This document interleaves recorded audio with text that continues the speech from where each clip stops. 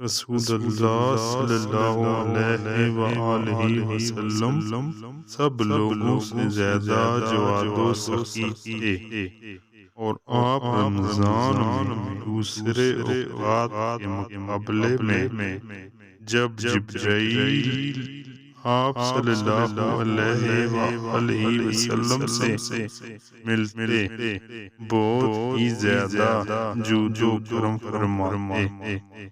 جبرائیل علیہ السلام رمضان کی ہر رات میں آپ صلی اللہ علیہ وآلہ وسلم سے ملاقات کرتے، اور آپ صلی اللہ علیہ وآلہ وسلم کے ساتھ قرآن کا دورہ کرتے۔